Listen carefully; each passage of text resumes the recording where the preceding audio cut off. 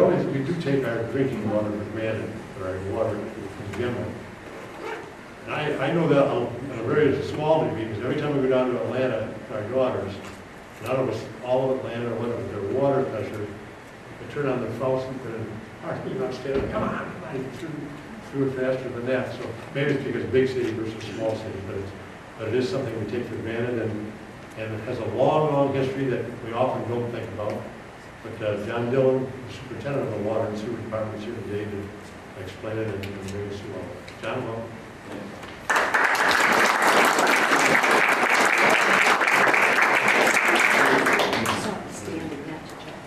I have to back this up just a little bit, but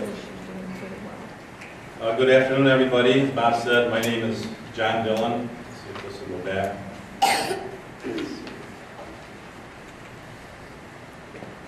And as you mentioned, I'm the superintendent of the Batavia Water and Sewer Division.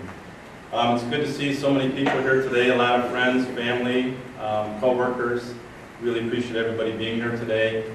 I just celebrated my 35th year with the City of Batavia. I'm very proud of that fact, too.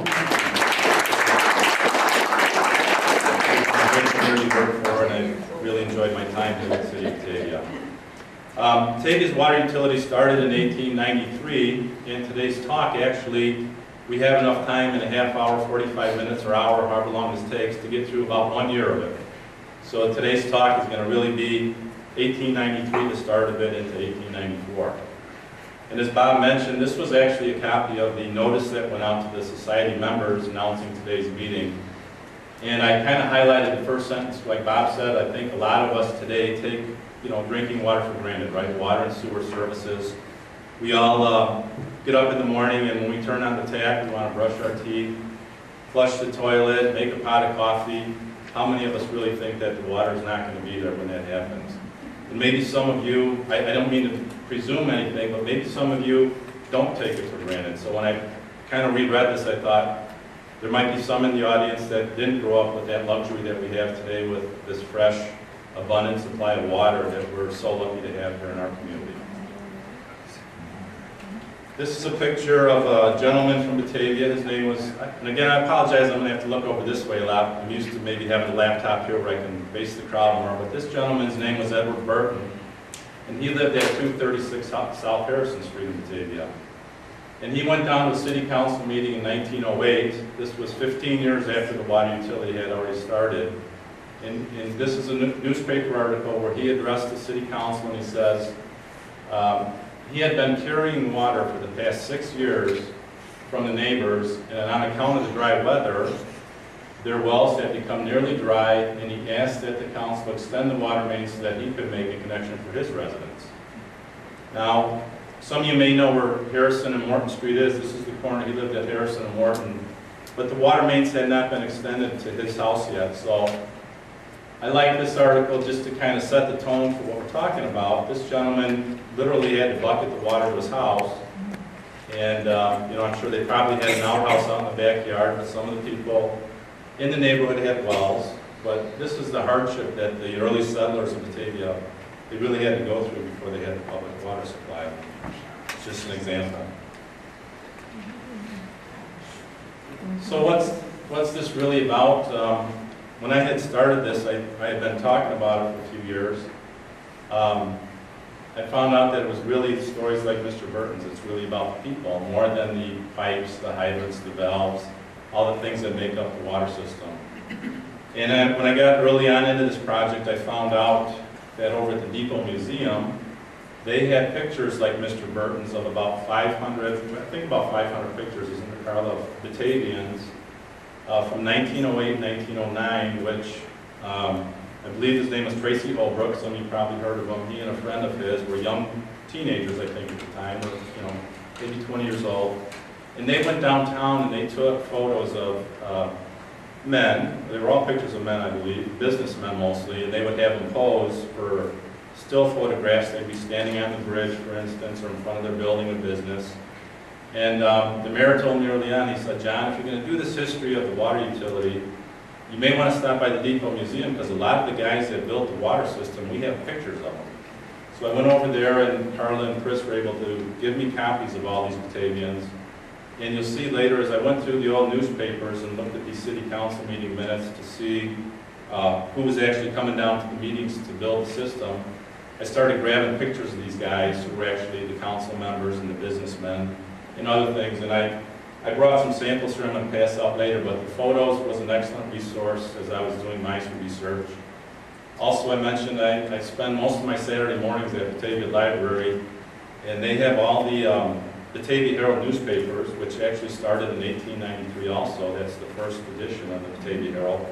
And they're all on microfiche over there. So you can scan through all these microfiche films, and what I do on Saturdays then is I look for the city council meeting minutes, and I cut and paste those out of the newspapers.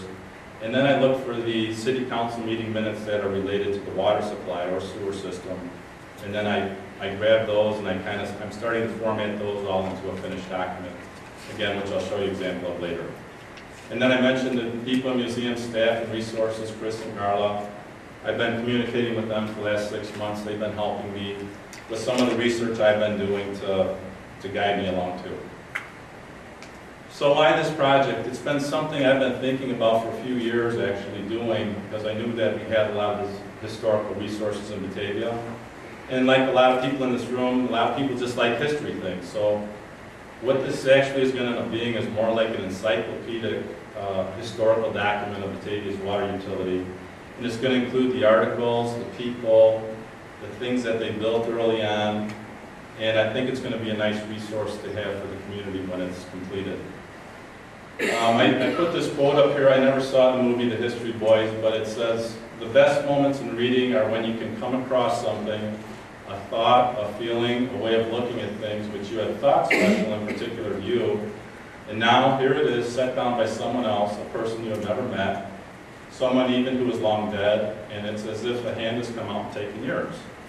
So when I saw this quote, I wanted to put it up here, because for me at least, part of my incentive to do this goes back to when I started with the city of Batavia. Back in 1979, there was this little black book, I call it. And I don't mind passing it around really, but if you want to look at it, you can. It's kind of delicate. It's probably 100 years old. And I'll probably give it to the Dillion Museum one of these days. But it was in Charlie Chemis who hired me at the city in his desk drawer. And then I inherited it about 25 years ago, and it's been in my desk drawer ever since. But on the inside cover, it says location of all the valves of Batavia Waterworks, Batavia, Illinois. L.A. Perry, Superintendent, 1904 to 1948. And this is a picture of Mr. Perry, one of the photos I mentioned that the Depot Museum has. And this is, he was born in 1873, so this is a 1908 photo. But he had come to work for the city in 1904 as the Superintendent of the Electric Power Plant Waterworks was his title. So I was always curious, who was this L.A. Perry guy? You know, he had this 44-year career with the city. And it always kind of interested me whenever I pick up this book and look at it. There's handwritten notes. Kind of looks like this on the inside. On the right-hand side, you can see A to Z. It's in alphabetical order. And he would, on the lower left side of the screen, you can see it says, you can kind of hard read the old-fashioned writing, but it says Houston and Jefferson, 48 feet south of T. I can't even read it exactly from here, but you'll see Wilson and Harrison above it. So he'd go and jot down this little book, all the locations of all the valves that are located on the streets in the parkways of Batavia.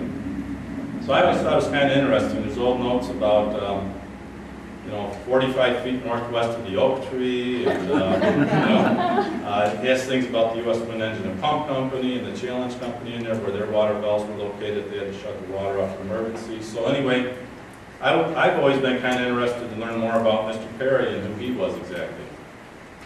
So as I was going through these newspaper articles, I find the first one that mentions his name was 1893, when he was a fireman at the electric power plant. Now, the electric power plant, Batavia generated its own electricity, was built in 1889. So Mr. Perry was 20 years old at the time, and he was being paid $35 a month for salary, and his title was a fireman at the electric power plant, which that was basically the guy that stoked the coal into the big boilers and stuff. I think that's his primary job. And he was working for a gentleman at the time who was Edwin Kemp Meredith, who's also listed in the tables for the city council. And Mr. Meredith was the highest paid city employee. He was paid $75 a month, and his job was that of city engineer slash, oh, thank you. Yeah.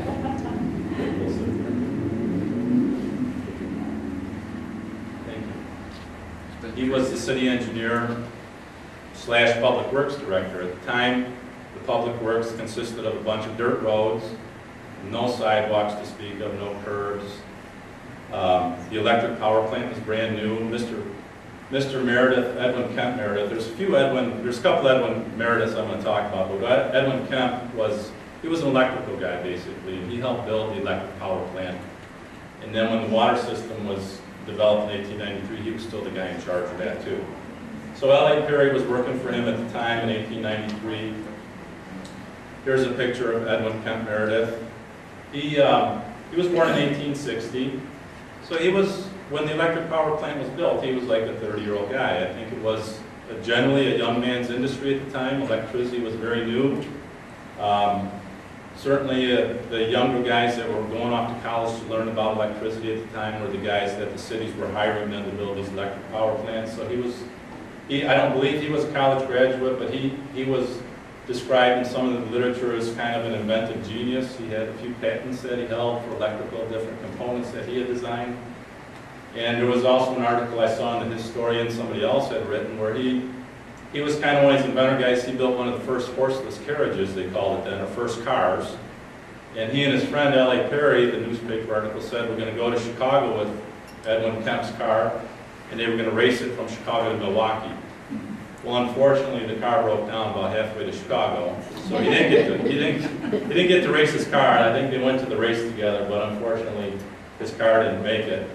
But anyway, he ended up resigning from the city in 1903 and started working in private practice after that. A little bit more about Edwin Kemp Meredith. This is a family I think if somebody wanted to do research on would probably find interesting because his family history went back to the early 1800s in Kane County at least. His grandfather had come from England in the early 1800s, was some sort of a big landowner in England because he supposedly bought thousands of acres of land in Big Rock where his family settled to. Edwin Kemp's mother was Harriet Kemp Meredith. Her father was Milo Kemp. Now Milo Kemp was one of the first hardware store businesses in Batavia. I'm kind of preaching to the choir. A lot of you probably may or may not know more about some of this history than I do. But Milo Kemp was a merchant in Batavia. And Edwin Kemp's father, Thomas, he became a partner with him. His father-in-law basically went into business with him.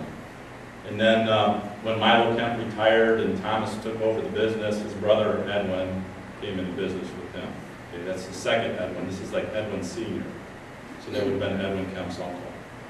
And then all of Edwin Kemp's uncle, he had 5 or 6 uncles in this Meredith family, but I saw his uncle Win Meredith, who was actually a little bit younger than him.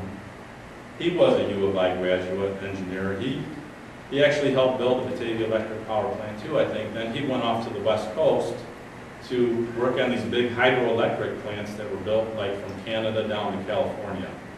So again, this whole Meredith family, I think, were quite energetic, industrial type, smart individuals that could really figure out how this electricity worked. You know, and they were engineers. They, like I say, his uncle Win went out. There's a couple articles in the Old Batavia Herald. He used to come back to Batavia once in a while and visit his family. He also had another uncle who was an alderman and mayor in Aurora in the late 1800s. And then finally, Edwin Kemp, he had a couple of children, one of whom Thomas, again, this would be like the third Thomas. There was the grandfather and then the father and then now his son. But anyway, he was like, what I had read about him, he was like a professional soldier. He had served 6 or 7 years in the military, had come home to Batavia, then was called back into duty when World War I had broken out. And he died actually in Europe of pneumonia towards the end of the war, from what I could read, and I think he's buried over in Europe. And then he had a daughter, Rena, who married one of the Peck family, the Peck family farm in Geneva. So much history there too. Well, that's actually one of the Merediths.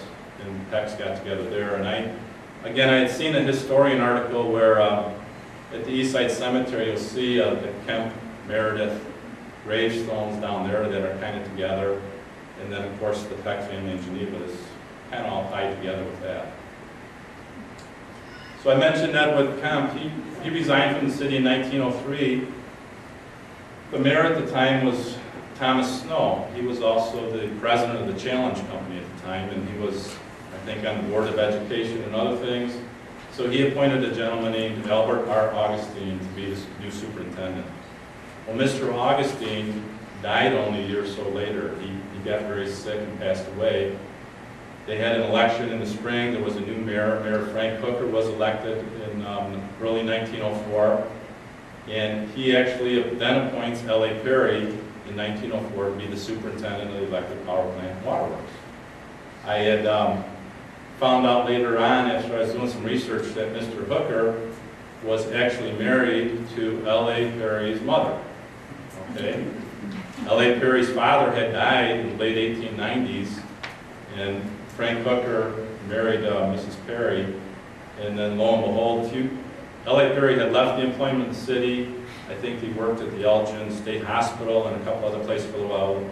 Frank Hooker brought him back to the city of Batavia then in 1904 to be the superintendent of facilities there. A couple more slides about Mr. Perry. I saw this newspaper article where his very young wife, Ella Stone, died at a very young age. She was only 26 years old. She had given birth to their second child, and must have been a difficult childbirth, but she died, and her baby died just 5 days later. They had already had one child, Louis Jr., I guess, who was mentioned in the article as one of the survivors. Mr. Perry then had remarried Rose Alice Keenan, and they had a son, Edwin, who was born in 1905. Now, I assume his namesake, Edwin, came from either Mr. Edwin Meredith or Edwin Kemp Meredith, because we already know L.A. Perry was good friends with the Meredith family. And there's another article I found that kind of ties it together where Edwin Meredith Sr., again, he was in Chicago on some kind of business and got very ill. And the newspaper article says that a doctor was called once and sent for his wife to come to Chicago, and L.A. Perry actually went with her to bring Mr. Meredith back home. So, and then Mr. Meredith did die in August of 1905, and then L.A. Perry's son was born in November of the same year. Marge Holbrook is here. I talked to Marge a couple times over the last month or two, but she had done an article for the historian about the gentleman standing in the back left corner. His name is Fred Jarhees. He was actually a city electrician. He was German born, but I like the picture because it also shows L.A. Perry standing next to him in the back right corner. The picture is dated 1890, so L.A. Perry would have been 17 years old at the time. And it says it was taken at the Aurora, Elgin, and Chicago power plant, which was, as most of you know, down by Funway, behind Funway there, down on South Route 25. And it was dated 1890, according to the article. The only problem I found with the picture is that it says Tom Meredith is also sitting there. Now, L.A. Perry has his hand on the shoulder of a man with a big mustache there, but Tom Meredith had died in 1888. So I don't think the picture's quite right that way. Or he looks very good for being dead. And also the Aurora Elgin Chicago power plant wasn't built at that time. It didn't really come along, I don't think, until 1900, 1902. So although L.A. Perry looks like a very young man in the picture, I personally believe it's a picture of the Batavia power plant.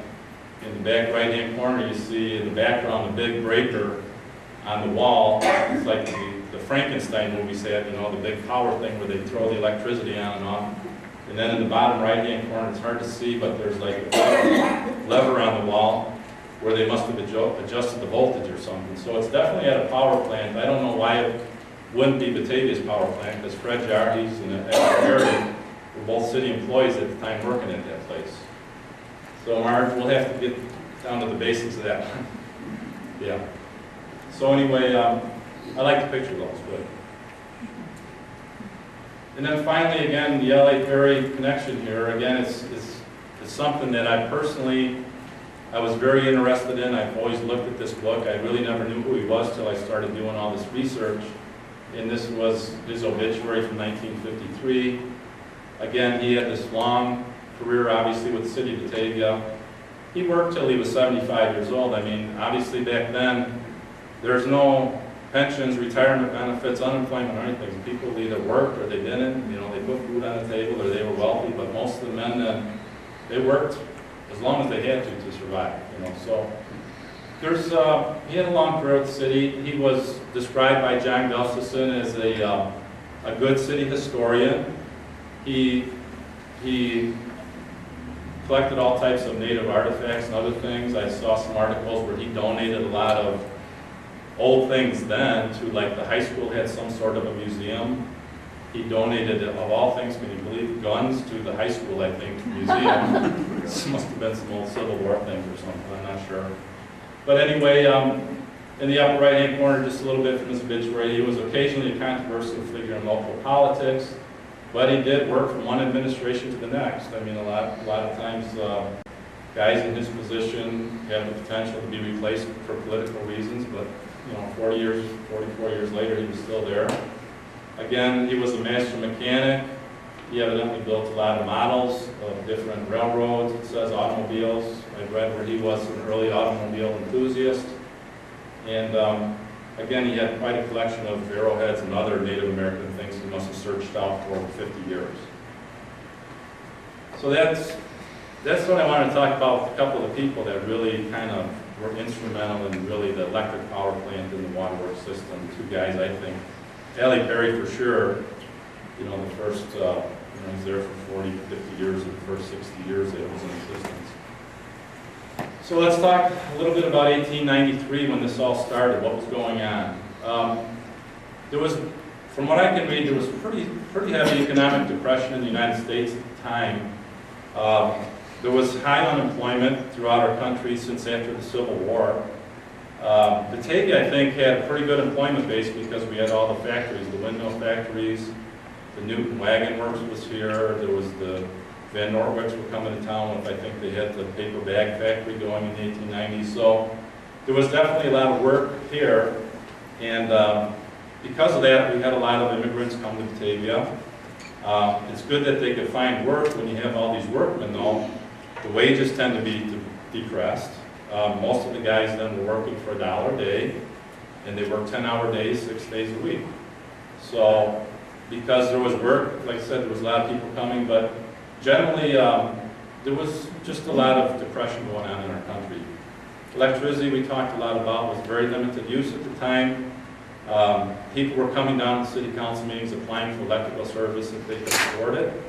Most of the electric was being used during the daytime only by industry. They'd shut the power plant off at night. They didn't run it 24 hours a day. There was an article where they had the 1893 World's Fair, and the city council voted, hey, leave the electricity running a little bit later into the night because people are going to be getting off that train at midnight or something. They need to get home. So it was pretty much a luxury at the time, and not a lot of people could afford it. Again, it was dirt road, horse and buggy days. Nobody really had cars. Certainly Mr. Ford hadn't started mass producing for everybody yet until, you know, early 1900s. Telephones, relatively new. Again, people didn't even know what they'd do with the phones if they had them, I don't think. But they kind of followed the electricity through the communities, and as people would get to the electricity, they might apply it to get the phone too. And then a whole separate topic could be the sewer system of Batavia, but most of the sewage disposal was to the river. Of course, all these big buildings along the river, they just dumped it right in there. People had either septic tanks or outhouses out back of their house. It was very primitive. There was a few pipes run down to the river for drainage and other things. If you could get the pipe there, you could put it in the river. Firefighting, a huge issue back in the 1890s. When I say relatively primitive, it's because there was hand pumps. It was like bucket brigade things. So they had the horse and carriage where they had a pump on the back that, you know, if the guy could get to the fire barn in time and get the horse hooked up to the cart and get it to the fire in time, then they got a couple of guys that start pumping on the pump if they had a water source. Which, where are they going to get water? They're either going to get it from a cistern the river or a pond, and there's not a lot of ponds in Batavia. So if you don't have a lot of holes, you're not going to get the river water. So fires were devastating to the community and to business. They had a picture of the old East Side School here, which was on Washington Avenue where the Louise White School is now. Well, in January of 1893, that school burned down. And it was relatively new. It had been just built in 1860. And at the time, there was an East Side School and a West Side School, two different school districts. Okay? This was all they had. This photo shows what, 100 or 200 students probably went to the school. The town was relatively big. I mean, there was 4,000 or 5,000 people in town, so there was a lot of students at these schools. And when this school burned, I think you can only imagine what we do now. Because here it is January, there's no Facebook, right? No cell phones, no TV. You had to put on your coat, probably walk down to some public building to try to find out what we're going to do with the kids now. Where are they going to go to school? So I don't even know if they finished that school year, to be honest with you. If they did, they were scattered all over the place because it wasn't like you could shift kids by bus to some other school to finish the school year. So the editor of the Batavia Herald and others started a big campaign to get a public water supply built. I think this school cost the community $20,000 to put the new one back up, which was a lot of money. And then, of course, heavy industry. These guys all were building windmills and wagons. They all had foundries in their buildings, which this is 1903 building. So guess what? You have a fire in your industrial building with a couple hundred employees. It burns down. All those guys are going to go hungry until that thing was rebuilt. So I have a picture in the big thing. They had rooftop water tanks. You might see a couple of the towers over here, like on Water Street. They would fill those rooftop water tanks with a few thousand gallons of water to hopefully put the fire out before it got out of control, or they'd use it for cooling some of the molten metal that they were using. But generally, it was a very dangerous time to be in the heavy industry business because of all this, the fear of fire and losing your whole business. So the industrialists definitely wanted a public water supply too. So that November, the same year the school burned down, under the stewardship of the mayor at the time, Henry Bishop Bartholomew. He was a coal and lumberyard dealer up on Prairie Street in East Wilson, kind of where just across the train tracks there. I think that's where his lumberyard was. But anyway, he was the mayor at the time, and the city fathers, and with the assistance of the newspaper editor, had gathered enough momentum to at least put it to the citizens, can we have a referendum to vote a public water supply in? So there's a copy of the ballot that was printed in the paper, and it says, can we borrow $20,000 more or less to put in the system of waterworks? This is one of the letters to the editor from pointers from our city fathers, and they gave like 8 reasons why citizens should vote for the public water supply. I emphasize it here where he capitalizes where it says whole city. And the reason I did that is because I realized back in the 1890s, it was West Batavia and it was East Batavia. And it was a little dangerous to cross that bridge once in a while, I think, if you were from the other side of the river. But in so many things, I think the West Batavians got something, the East Batavians didn't, and vice versa. So I think the editor wanted to make sure if you went to vote for this, that you were going to get water to your side of the river too. It was going to be for the whole city, not just for one half or the other. And then the 8 reasons that he listed over here, he reiterates in there a few times: fire protection, protected property, lower insurance rates. We already have a power plant. We can run the pumps. We have that infrastructure already. And number 7, if we don't put in a public water supply, guess what? The other industries are going to just choose another town to go to because these industrial guys that are going to build the new factories, they want a public water supply too. This I thought was interesting. In the Herald, a week or so before the election, they put out a notice to our Swedish friends, and it's all written in Swedish. So they definitely wanted to make sure that they get all the votes they could. You just had to go there and check the yes box if you can get to the ballot. It will be there for you. Norm, you want to try and read that for us? No. I'm sure we voted you. So November 30th then, the voters say yes, we shall have a waterworks. A 302 majority. You know, it's the band marched through the streets, they had a big party at night, everybody was happy, well, most people were happy, the majority were for sure. It's halfway down the article on the left, it says, "Won't our city fathers eat turkey with good grace on Thanksgiving Day?" They were so thrilled with the whole concept that it got, certainly the editor of the Herald was thrilled about the whole thing, for sure. So, it ended up, they went out for bids on everything. They had quite a few bids. There was a lot of guys from the Midwest, a lot of the heavy industry would bid on the pipe and the valves and other things. Well, most of the local guys bid on it, the Challenge Company for sure, because they secured the contract to put in all the water main, the piping, the fire hydrants, the water valves. The majority of work went to them. The U.S. Wind Engine Pump Company I also mentioned too. They were similar to the Challenge Company. They were a bidder. Collins Brothers bid on, they had to build a pumping station where the well water would go into, and then they pumped water through all the mains. They got a contract. And then a firm out of Aurora got a contract to build a standpipe. But anyway, the total came to $26,000. I thought I'd throw this on there. There's been a lot of history written about the Challenge Company, but what can you say about them other than they were an economic force? I mean, they were kind of a powerhouse company in the late 1800s, primarily from shipping windmills all across the world, especially the United States. But this picture of Nelson Burr, who was the founder of the company, I think it was formed around 1850 or 60 exactly, but by 1893 he had sold out to Thomas Snow, and I think James Mayer was the other guy, the Snow family primarily. Tom Snow was president. I mentioned already, he would go on to become an alderman in Mayor of Batavia. Thomas Snow did. But the Challenge Company got the majority of the work. And these guys, they had a workforce, they had an engineering department, and primarily they had the financial wherewithal to go and build whatever they wanted to build.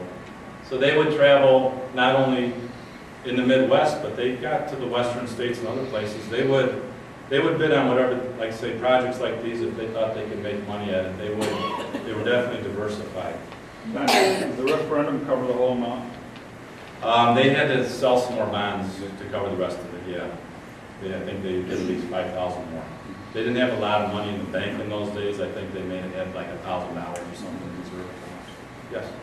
Do you know, it was $26,000. Do you know about what that would equal to today, in today's Yeah, I would say to put in a similar water system today, which cost $26,000 then, would be at least $5 million more now, probably.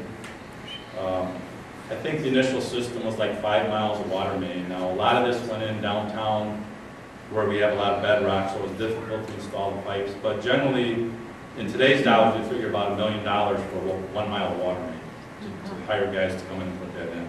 So again, back then, they were paying like $1 a day. You know, I mean, it was definitely a lot cheaper labor, for sure. But yeah, it would be probably between $5 and $8 million at least, probably for most of that.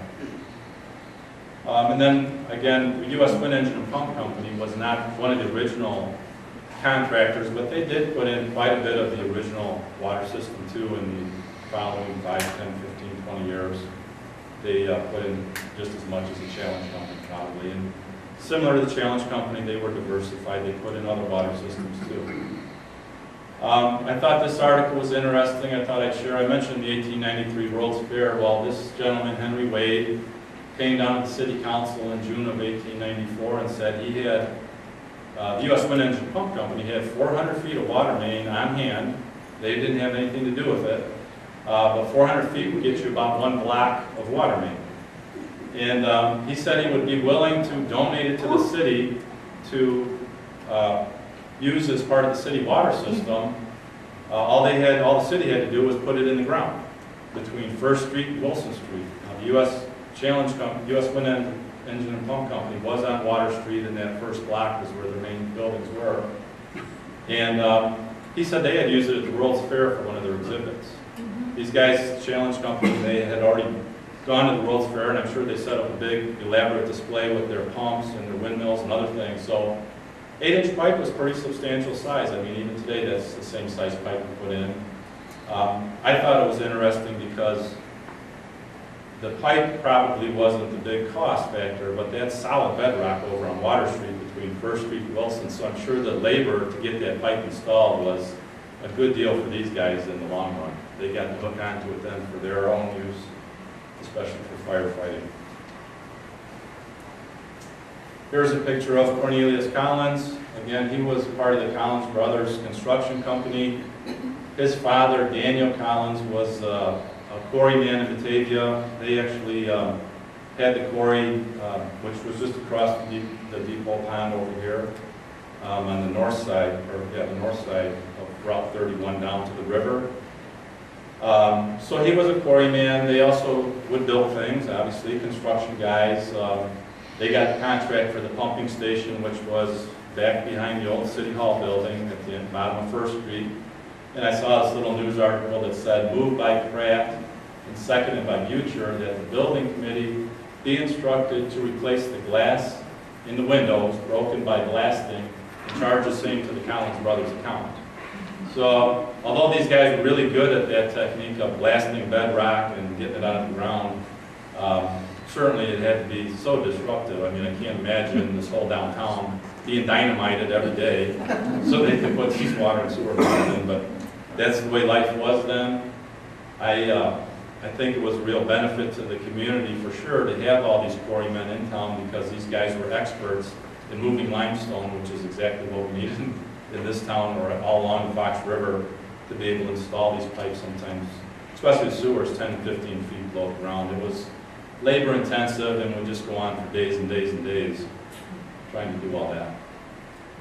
This is the standpipe I talked about on the right-hand side. You see a picture of it. It was located at the corner of Wilson Street, East Wilson and Dillion. It's the site of Batavia's well number 4 now, just across the train tracks on East Wilson.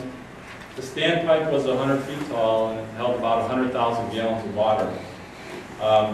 It was a good investment, I think, a good idea by the city at the time. This kind of takes the place of the water towers we have today. It stored enough water to be used during fires, emergencies, and other things in reserve. Problem I found with this standpipe in particular was the city dismantled it and basically threw it away after about 15 years, which was a shame because most things they built like this for $2,000 or $3,000 you would expect to last at least 50 years, if not 100. So reading some of the articles, you can see in the picture somewhat where it looks a little rough on the surface. It was made out of steel. They had a bid to make it out of brick and mortar, and they took the cheaper alternative, built it out of steel. You see the panels. I personally think that when you read back, they would say somebody needs to paint the standpipe, there's a problem with this, it's overflowing all the time, whatever. I think that just because it was steel, they probably had water quality problems with it. They don't have the technology we have today with cleaning the steel, sandblasting the steel, painting the steel, preserving it so it just doesn't rust away and cause water quality problems. So, again, around 1915, there was a junk dealer in town. His name was Benny Zimmerman. He basically came to the city, wanted it down. He said, hey, you don't even have to pay me. I'll just take it for the steel. I'll just cut the thing up and take it away, which they ended up doing. I also saw this article on the left where it says no rock throwing. It says moved by Brown. This is a picture of Cornell Brown. He was an alderman at the time. He would go on to be mayor and postmaster in Batavia. But he said he wanted to, he got a motion to paint a sign on the side of the standpipe to prohibit persons from throwing rocks or doing other damage under penalty of a $25 fine. So I thought it was just kind of interesting because I'm like, that's like probably $2,000 or something today to throw a rock in the tank. And you know, I'm sure kids were walking by and were curious about it and throw whatever they could at the thing. But anyway, there was also a little blurb right underneath it that just says, the city will bring water to your lot for $11 if you want iron pipe, or $14 if you want a lead pipe, which is a little higher quality back then, would last longer. Then finally, I was going to pass these out. Marcy, if you could help me. I just brought along a sample today of what. I'm going to take some of those in the background. You want to take one and pass those around? Thank you. This is kind of what the whole. This is like 20 pages or so, or 30 pages of what the whole document is going to look like when it's completed. This is like a draft of it here. There's a couple hundred pages I have of Batavians. I probably used over 200 of the pictures from the Depot Museum of Batavians that were involved with the water system. So basically, what I've been doing, I already explained a little bit, was if I go to the library and I find an article about the water system, there's a couple samples up here, I think they're also in your handout. There's one on the left says you're going to drill a well, and it's to the mayor and city council, I'll drill a well for you, and it's signed by H&J Feldat. So that was Henry Feldat. So I would see his name, and then I'd look and see if I could find his picture in the pictures from the Depot Museum, which I did find. Then on the right-hand side, here's a little article about, digging a pipe across the Fox River. In the second, did everybody get a copy of that, or I don't be having nothing else? But anyway, it was Mr. Frank P. Condi had made a bid proposal to the city for, they'll do it for $1,500, so they'll dig a trench across the Fox River from the pumping station over the back. Oops. Over the back, but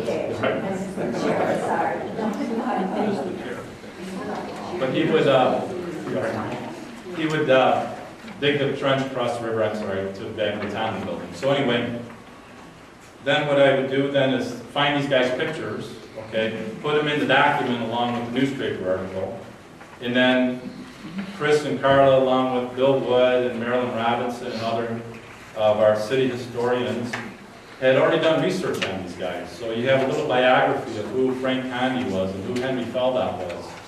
And we know Frank Condi was the president of the plumbing company, and when he was born, when he died, who he married, who his children were, what business he was in. And then, so I take the article, take the photo, take the little bit of history we had about these people, and then I started formatting it all into this document. And I say I've got 200 or 300 pages done now, and I'm only through like the first 10 years, so it's going to be, I don't know how many volumes we're going to have. Every decade, I think I'm going to get it kind of wrapped up, every 200 or so pages. So it's going to take a while. I've researched through about 1925, and of course, it was really busy the first 10 years because everybody was showing up and everybody's wanting to ask for water and other things. And then as time goes on, it's going to taper off a little bit as we get a little bit later in the history. So with that, I'd just like to thank the city of Batavia, certainly my employer, or you're all my employer too, so thank you for allowing me the opportunity to be able to work on a project like this. I really enjoyed it. Again, Carla and Chris at the Depot Museum and their staff and their people that do the research over there have been very helpful. The Historical Society, again, I look at online, a lot of the historian articles from over the years are on there, which I read through, and I pick up bits and pieces of these different people that were involved with this. And then, of course, the library, where I've been doing a lot of the research. They're big into the history, obviously, too, and that's a great resource for our community to have. Before I get off this picture, it's a new one that was just found, or Chris had shared it with me just a couple of weeks ago, but this is one of the only pictures I've seen of the water sewer system actually being constructed in Batavia. This is on Batavia Avenue, standing at First Street, looking north. On the right-hand side, we see a house, I think that was William Van Ortwick's house, where the library parking lot is now. And then there's a house, it's hard to see here, but through the trees, must have been John Van Ortwick's, where the old high school was built in 1915. So we have newspaper articles. The sewer system was installed on Batavia Avenue in 1906. And this is the work crew that was working. You see a horse and buggy going down the dirt road there. In the far back, you can kind of see the church steeple for the Methodist Church, just north of Wilson Street. So that's it for today. Like I say, we kind of got through 1 year there. We got 120 more to talk about some other day. Glad to be here, though. I want to thank everybody very much and certainly entertain any questions you might have.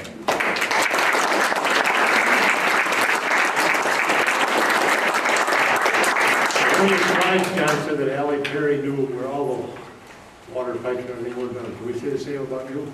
Yeah, absolutely. I figured out.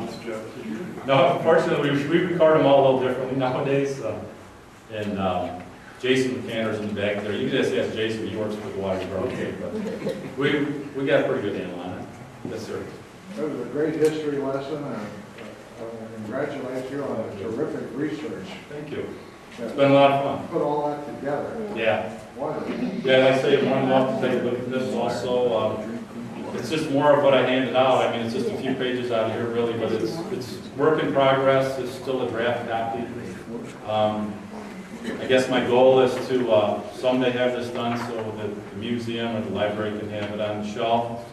I want to get all the guys indexed in there, so if people are doing research on their family or some great-great-grandfather, they might be able to find this article and see a picture and relate it somehow to how that relates to their family too.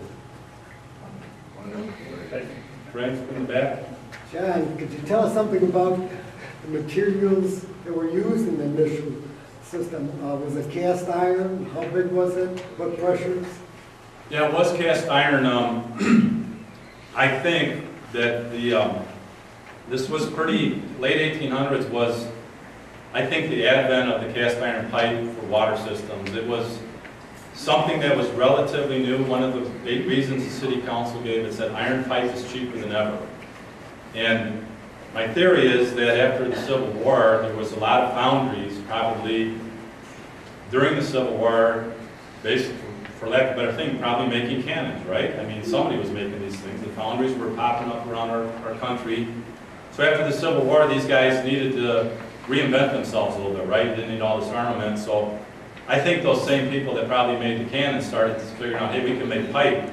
We know how to make perfectly round cannons. Let's start making pipe for the industry. Before that, it was wooden water mains. Not totally uncommon in the United States in the 17 and 1800s.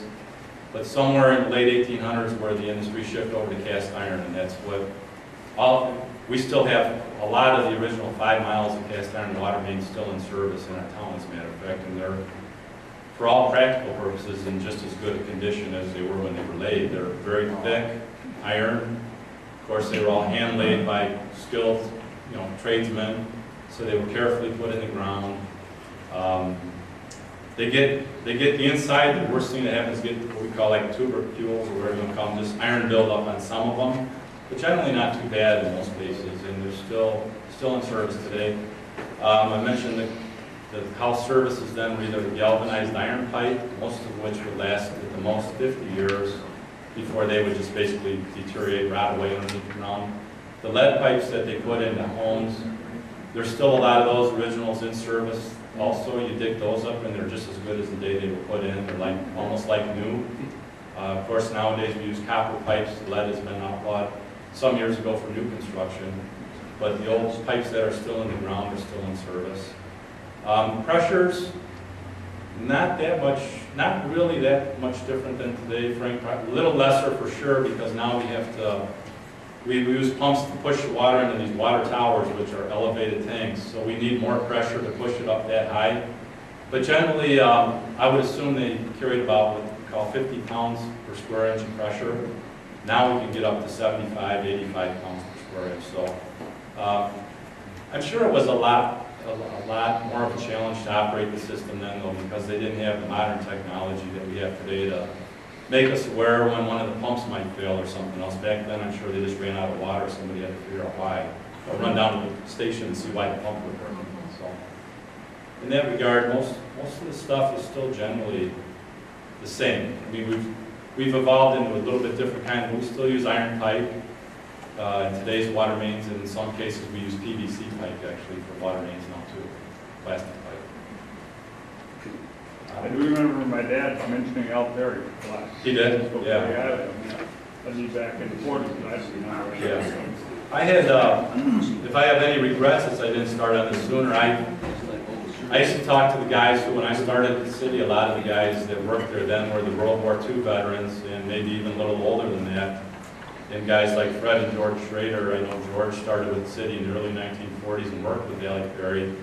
Fred, after the war, I think he came back and worked for the city along with a few other guys. And I asked those guys one time if they, oh yeah, we knew Allie Perry, and he was towards the latter part of his career then, certainly with the city. He's probably a 70-year-old guy, but he still told them, you youngsters are coming with me, we're going to go have a cold one after work at the local watering hole before you go home. So he took them basically by the scruff of the neck and let them down there to have a beer with them, I think, before they could go home again. So. But yeah, it's been interesting to find out a little bit more about him too. Yes, ma'am? They had an open house in Geneva, in our water plant in Geneva. A couple of years ago, Al and I went. It was really, it was a beautiful plant. Yeah. It looked like a house. Yeah. So they made them Like the barn-like setting up there, right? Yeah. Yeah, it's And, really nice. to see, the whole thing is computer. I mean, Yeah. it's all buttons. Right. How do they do all? I know, it's a lot of computer, it's just, And they said it's- today it's a lot of computer programming that runs a lot of the operations They within water. said and to tell sewer. your friends about it, be sure people come out and see it. Yeah, we're due for another open house at our water plant. Ours is located out on Fabian Parkway, Yeah. west of Randall Road, but it's Yeah. been a few years since we've had it open to the public. We'll do that again someday. Though. We do give a lot of tours out there, school kids and others, scouts and others. Any other questions this afternoon? Thank you, John. All right, thank you.